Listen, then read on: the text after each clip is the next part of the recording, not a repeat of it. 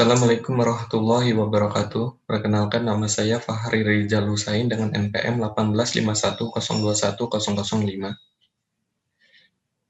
Di sini saya ingin menjelaskan atau mempresentasikan mengenai PPN atau pajak pertambahan nilai dan pajak penjualan atas barang mewah. Menurut Undang-Undang Nomor 42 Tahun 2009. Jadi langsung saja, yang pertama mengenai PPN atau pajak pertambahan nilai.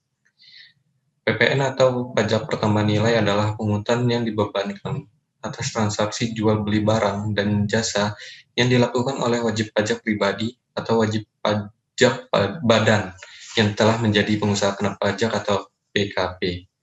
Dalam PPN, pihak yang menanggung beban pajak adalah konsumen akhir atau pembeli. Jadi, yang berkewajiban memungut, menyetor, dan melaporkan PPN adalah para pedagang atau penjual. Dan pihak yang berkewajiban membayar PPN adalah konsumen akhir. Sebagai bukti bahwa PPN adalah kewajiban pembeli atau konsumen akhir, kita bisa menemukan PPN pada lembaran struk belanja atau pembelian. Nah, pada struk tersebut kita dapat menemukan atau melihat tulisan PPN maupun terjemahannya dalam bahasa Inggris, yakni Value Added Tax. Yang berikutnya saya ingin menjelaskan mengenai barang atau jasa yang tidak dikenakan PPN. Yang pertama yaitu barang hasil pertambangan atau hasil pengeboran yang diambil langsung dari sumbernya. Yang kedua, barang kebutuhan pokok yang sangat dibutuhkan oleh rakyat banyak. Yang ketiga, makanan dan minuman yang disajikan di hotel, restoran, rumah makan, warung, dan sejenisnya, meliputi makanan dan minuman yang dikonsumsi di tempat ataupun tidak. Nah, barang yang selanjutnya tidak dikenakan PPN ini uang, emas batangan, dan surat berharga. Selanjutnya mengenai jasa yang tidak dikenakan PPN. Yang pertama, jasa pelayanan kesehatan medis. Nah, jasa pelayanan kesehatan medis ini meliputi jasa dokter umum, dokter spesialis, dokter gigi, terus jasa dokter hewan, jasa ahli kesehatan seperti akupuntur, ahli gigi, jasa kebidanan, dan dukun bayi.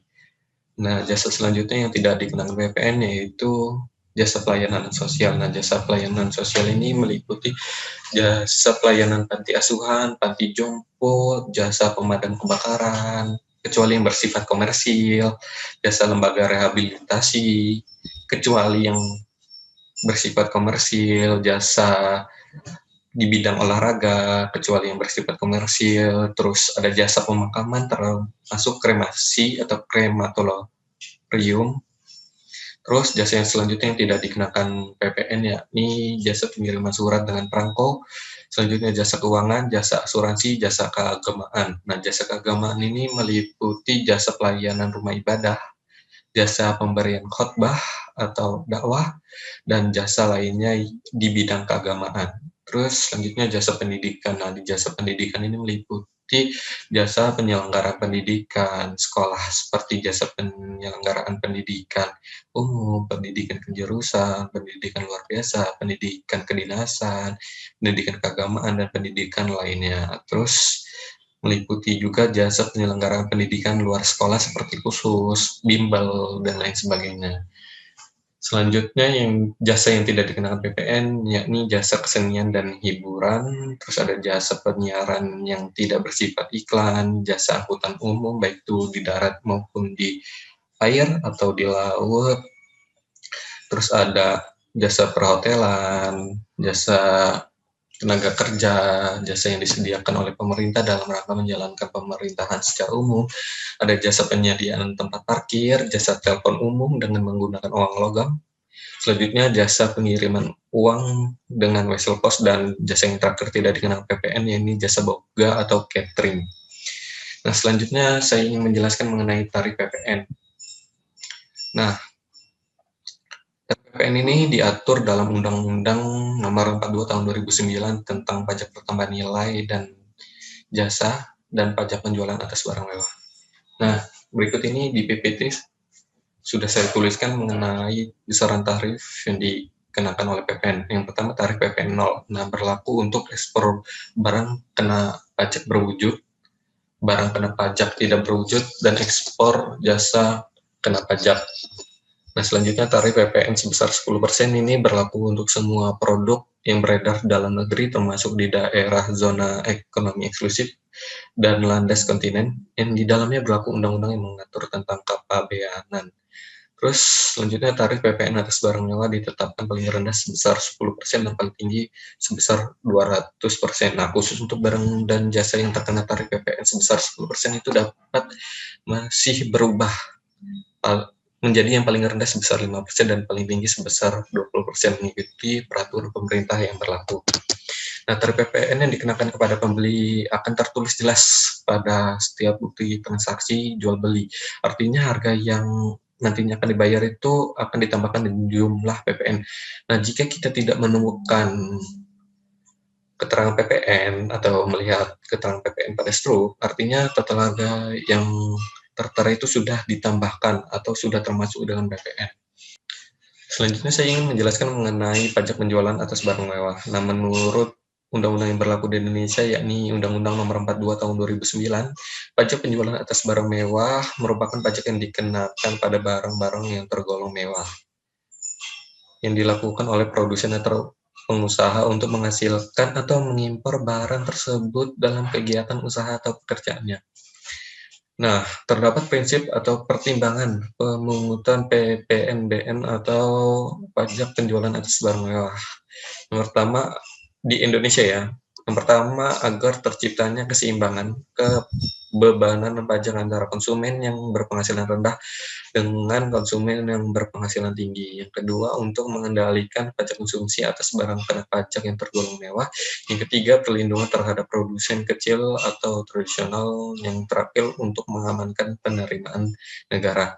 Nah, prinsip pemungutan pajak penjualan atas barang mewah ialah hanya satu kali saja, yakni pada saat penyerahan oleh pabrikan atau produsen barang kena pajak yang tergolong mewah.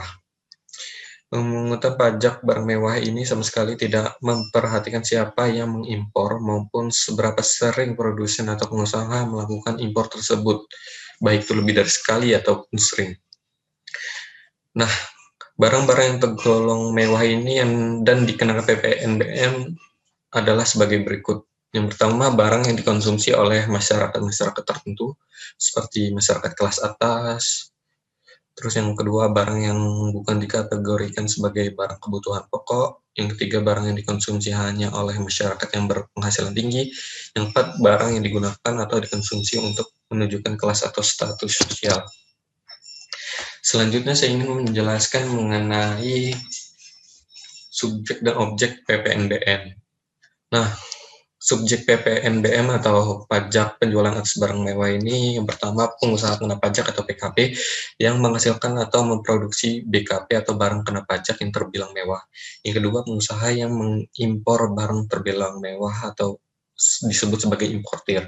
Nah, sedangkan objek PPNBM ini atau pajak penjualan atas barang mewah adalah penyerahan barang berwujud yang tergolong mewah dari pabrikan dan impor barang berwujud yang juga tergolong mewah. Nah, selanjutnya mengenai tarif PPNBM. Nah, menurut Undang-Undang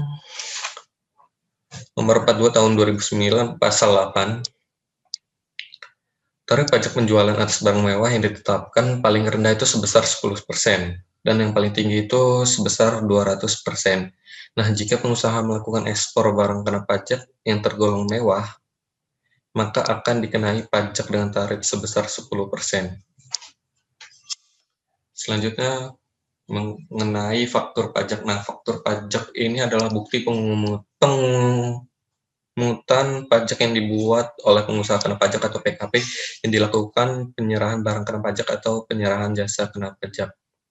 Nah, faktur pajak ini memiliki fungsi, yaitu berguna bagi PKP atau pengusaha kena pajak. Dengan adanya faktur pajak, maka PKP memiliki bukti bahwa PKP atau pengusaha kena pajak telah melakukan penyetoran, pemungutan, hingga pelaporan SPT masa PPN sesuai dengan peraturan berlaku. Nah, faktur pajak ini dapat berupa struk, terus tagihan telepon seluler, tagihan listrik, dan lain sebagainya.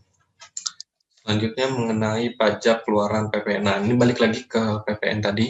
Dan di PPN itu ada pajak keluaran dan pajak masukan. Nah, yang pertama saya ingin menjelaskan mengenai pajak keluaran. Nah, berbeda dengan masukan, pengertian pajak keluaran ini dalam PPN adalah terutang, pajak yang terutang yang wajib dipungut oleh PKP saat melakukan penyerahan barang kena pajak atau BKP, penyerahan jasa kena pajak atau JKP, ekspor barang kena pajak, ekspor barang kena pajak tidak berwujud atau ekspor jasa kena pajak. Nah, terdapat karakteristik pajak keluaran.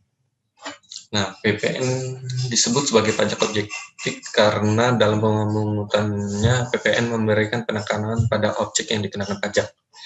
Pengenaan pajak keluaran diawali dengan penetapan tarif barang, kemudian dilanjutkan dengan pemungutan pajak oleh penjual. Nah, PKP melakukan transaksi jual beli barang, artinya PKP atau pengusaha kena pajak mengambil atau mengungut rupiah yang dihasilkan dari penjualan BKP miliknya atau barang kena pajak miliknya yang dibeli oleh konsumen yang nantinya juga dapat berfungsi sebagai kredit pajak. Nah, batas waktu melakukan kredit pajak keluaran adalah 3 bulan setelah masa pajak berakhir, sehingga PKP atau pengusaha kena pajak memiliki waktu yang leluasa untuk melakukan pengkreditan pajak. Selanjutnya, mengenai pajak masukan dari PPN. Nah, pajak masukan dalam PPN ini adalah pajak yang seharusnya dibayar oleh PKP atau pengusaha kena pajak atas perolehan barang kena pajak atau jasa kena pajak, pemanfaatan BKP, barang kena pajak atau jasa kena pajak yang tidak berwujud dari luar daerah kepabean, impor barang kena pajak telah dipungut oleh pengusaha kena pajak pada saat pembelian barang kena pajak atau jasa kena pajak dalam masa waktu tertentu. Dan terdapat karakteristik pajak masukan.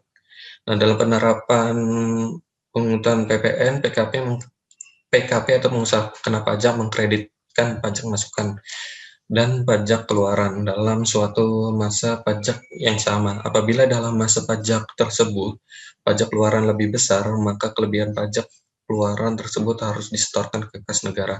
Sebaliknya, apabila dalam masa pajak tersebut masa pajak masukan lebih besar dari pajak keluaran, kelebihan pajak dari masukan tersebut dapat dikompensasikan ke masa pajak berikutnya.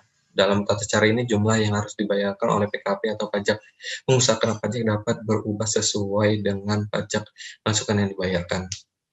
Nah, berhubungan dengan pengkreditan pajak masukan, di sini ada beberapa syarat dalam pengkreditan pajak masukan. Yang pertama, pajak masukan dalam satu masa pajak dikreditkan dengan pajak keluaran untuk masa pajak yang sama.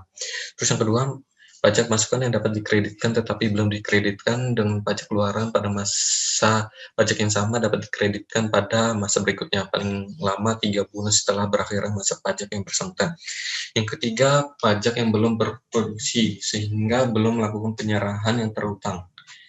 Pajak masukan atau perolehan atau impor barang kecuali dapat dikreditkan. Yang keempat, pajak masukan yang dibayar untuk perolehan BKP atau barang kena pajak, JKP atau jasa kena pajak harus dikreditkan dengan pajak keluaran tempat PKP atau pengusaha kena pajak dikukuhkan.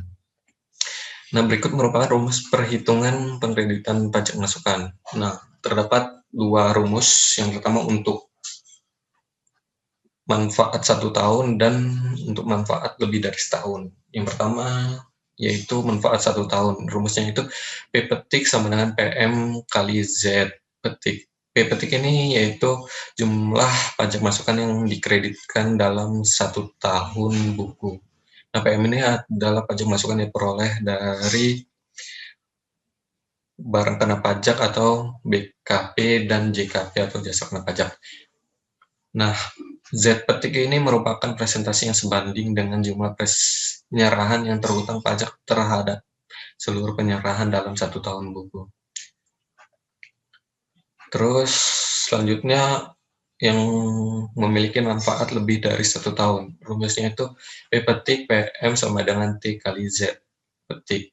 Nah, T ini maksudnya itu masa manfaat barang kena pajak dan atau jasa kena pajak yang ditentukan sebagai berikut. Untuk barang kena pajak berupa tanah dan bangunan adalah sebesar 10 tahun.